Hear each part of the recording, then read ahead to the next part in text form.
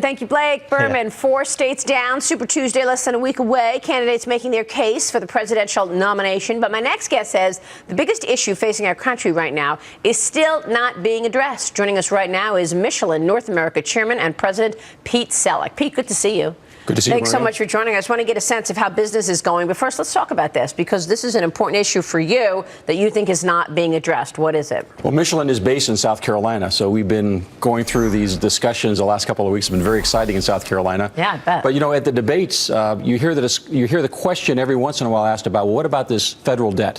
What's going on there? Oh, you mean that $19 trillion number? Yeah, the $19 trillion. And the candidates, the standard answer is go to my website.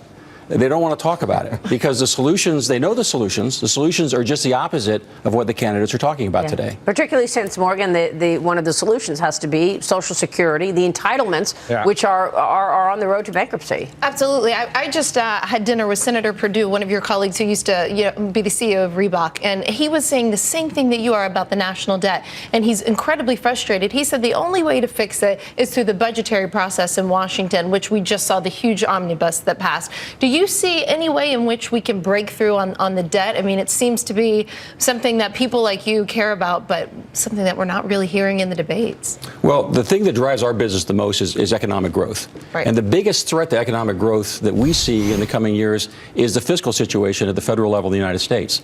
So they know the solutions. There have been commissions like Simpson-Bowles and Domenici-Rivlin that have sat down and looked at entitlement programs. They've looked at the discretionary spending. They've looked at the tax structure. And the solutions are known.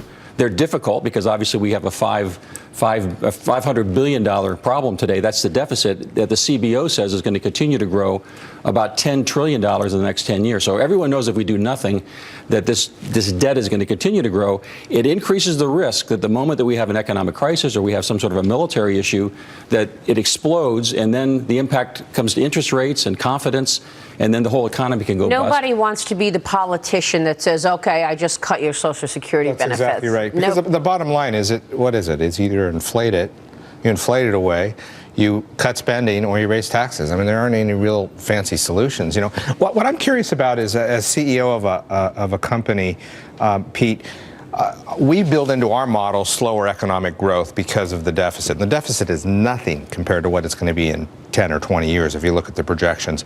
Do you actually build that into your business planning? You build that into your business model when you're planning forward for 5 or 10 years in infrastructure spending and various items? It's very difficult to build a crisis into a business plan. Well, not so much a crisis, more of a destruction on an annual basis. This is our theory, a destruction of an annual basis on the potential GDP, because it's basically going out to pay debt servicing, right? Well, so in other words, slower economic growth going forward. Well, clearly we have built in slower economic growth. Yeah. But at the same time, we recognize that this is going to have to be either solved or there's going to be a crisis, one of the two. Yeah. So the question that we're trying to get people to understand is it's a lot easier to solve it in the short term, even though politically, as you say, it's very, very difficult, because the only way to solve it is to basically reduce entitlements, to reforming them, extending retirement ages, changing the inflation factors on certain benefits. Well, what's interesting from a business standpoint, too, for you, doesn't that mean that you hold back on expansion? You hold back on infrastructure spending because you're concerned about what the future looks like? So we have a concern that the deficit's not going to be cut. So what businesses do is they basically retrench to be more conservative in their spending. Is that the case? I feel like that's what's going on right now. Businesses are sitting on cash. So the question becomes, characterize the economy for us. What are you seeing at Michelin in terms of tires? Well, right now we don't have a short-term problem, because right now we are selling everything that we're making. We're benefiting from the current environment where prices of oil are low. Right. Consumers are driving more miles. That's what drives our business, both in the passenger car side and in the heavy truck side. So that is very strong for us. So we're looking to continue to expand in those areas.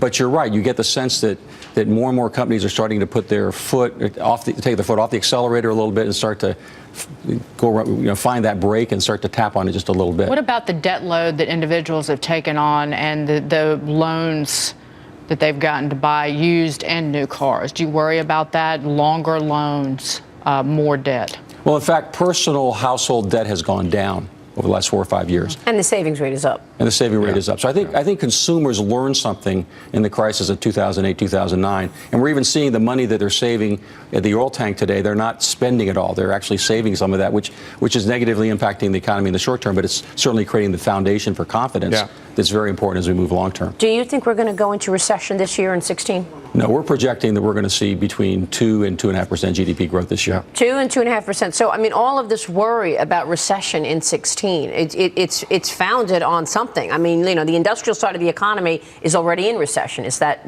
a fair statement? The numbers that I've seen indicate that in general it is, but in our business it's not.